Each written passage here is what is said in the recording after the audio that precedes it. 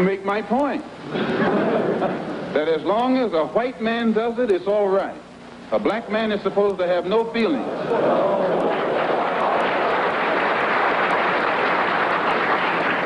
But when a black man strikes back, he's an extremist. He's supposed to sit passively and have no feelings, be nonviolent, and love his enemy. No matter what kind of attack, be it verbal or otherwise, he's supposed to take it. But if he stands up and in any way tries to defend himself, then he's an extremist.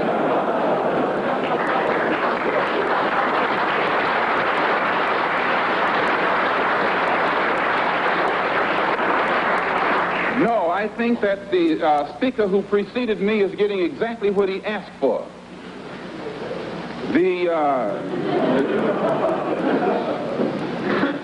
My reason for believing in extremism,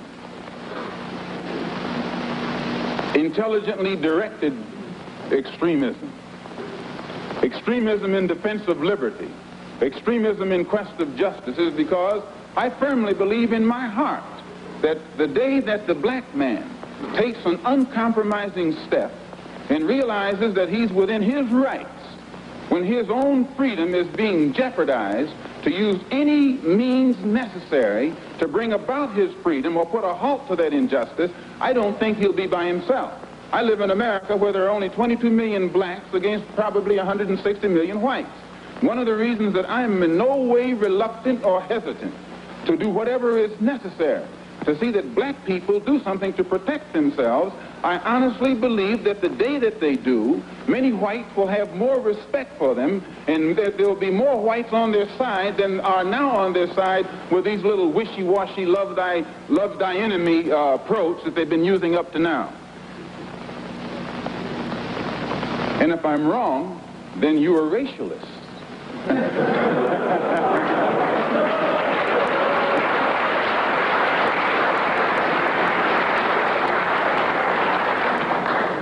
As I said earlier, in my conclusion, I'm a Muslim. I believe in the religion of Islam. I believe in Allah. I believe in Muhammad. I believe in all of the prophets. I believe in fasting, prayer, charity, and that which is incumbent upon a Muslim to fulfill in order to be a Muslim. In April, I was fortunate to make the Hajj to Mecca and went back again in September to try and carry out my religious functions and requirements. But at the same time that I believe in that religion, I have to point out I'm also an American Negro. And I live in a society whose social system is based upon the castration of the black man, whose political system is based on castration of the black man, and whose economy is based upon the castration of the black man.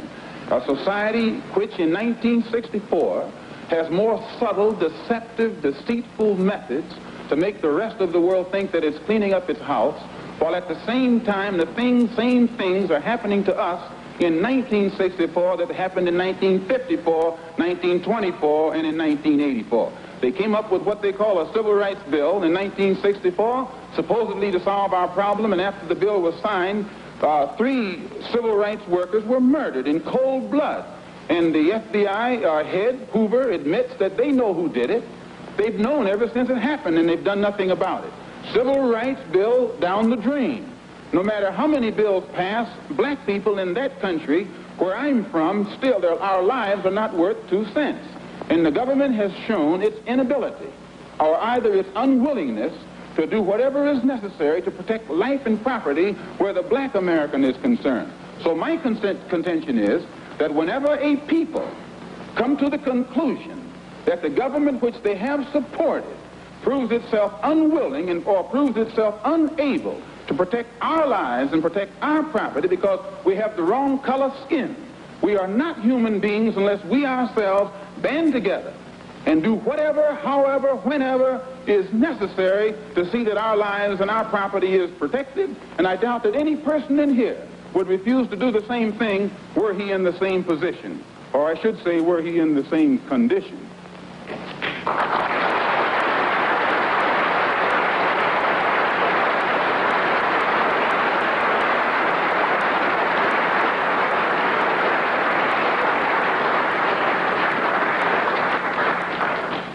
step farther to see am I justified in this stand. And I say, I'm speaking as a black man from America, which is a racist society. No matter how much you hear it talk about democracy, it's as racist as South Africa, or as racist as Portugal, or as racist as any other racialist society on this earth. The only difference between it and South Africa preaches separation and practices separation. America preaches integration and practices segregation. This is the only difference. They don't practice what they preach. Whereas South Africa preaches and practices the same thing. I have more respect for a man who lets me know where he stands, even if he's wrong, than the one who comes up like an angel and is nothing but a devil.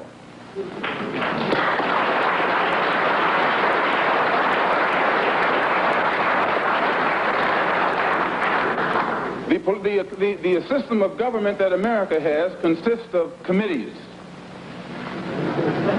There are 16 senatorial committees that govern the country and 20 congressional committees.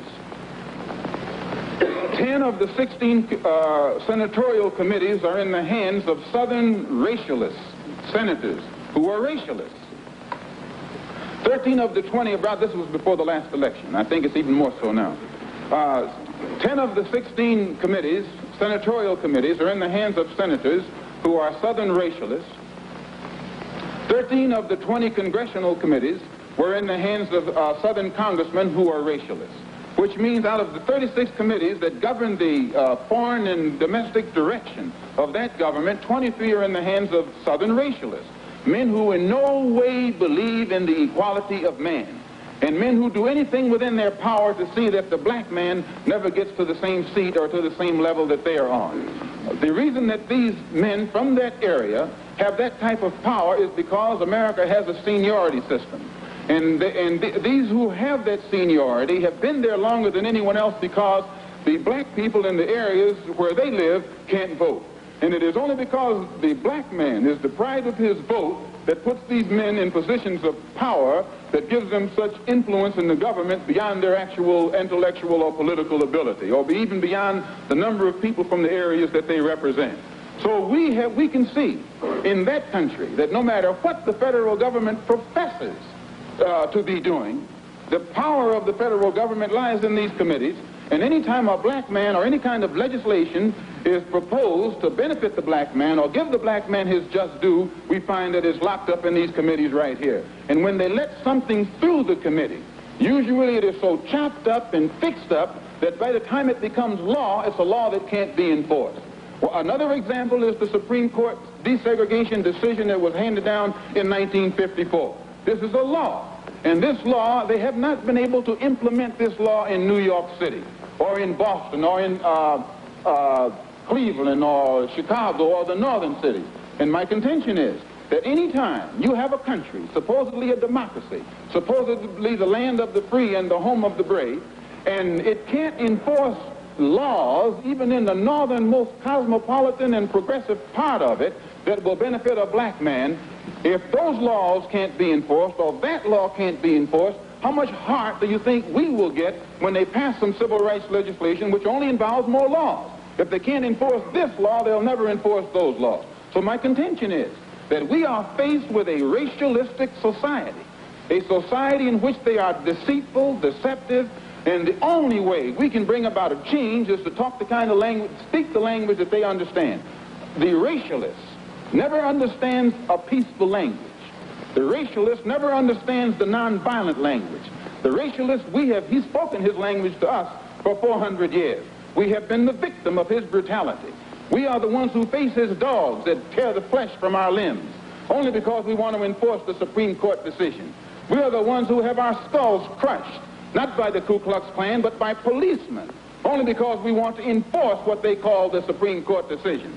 We are the ones upon whom water hoses are turned with pressure so hard that it rips the clothes from our backs. Not men, but the clothes from the backs of women and children. You've seen it yourself. Only because we want to enforce what they call the law. Well, anytime you live in a society supposedly based upon law, and it doesn't enforce its own law because the color of a man's skin happens to be wrong, then I say those people are justified to resort to any means necessary to bring about justice where the government can't give them justice.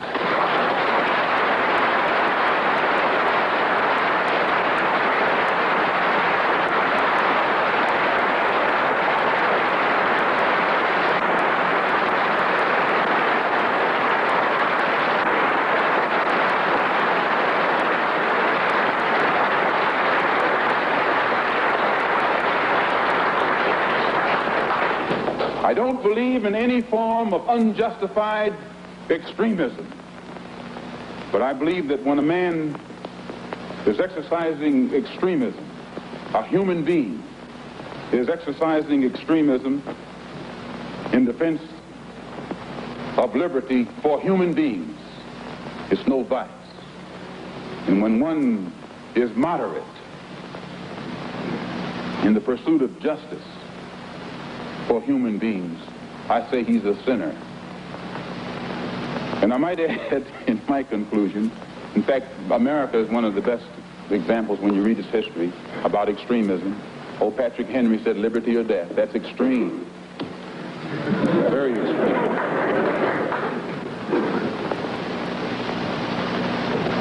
I read once, passingly, about a man named Shakespeare. I only read about him passingly, but I remember one thing he wrote that kind of moved me. He put it in the mouth of Hamlet, I think it was, who said, to be or not to be. He was in doubt about something. Whether it was nobler in the mind of man to suffer the slings and arrows of outrageous fortune, moderation, or to take up arms against the sea of troubles and by opposing, end them. And I go for that. If you take up arms, you'll end it. But if you sit around and wait for the one who's in power to make up his mind that he should end it, you'll be waiting a long time. And in my opinion, the young generation of whites, blacks, browns, whatever else there is, you're living at a time of extremism, a time of revolution, a time when there's got to be a change. People in power have misused it, and now there has to be a change, and a better world has to be built, and the only way it's going to be built is with extreme methods. And I, for one, will join in with anyone, don't care what color you are, as long as you want to change this miserable condition that exists on this earth. Thank you.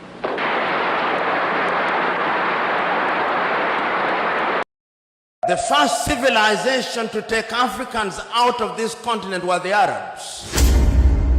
And they took Africans from the eastern coast. And it's sad that in that part of the world, there are not many Africans who remained, because it was in the business of the Arab enslaver to castrate Africans. We never say that, but we must say it because it is historically significant. Then the Europeans came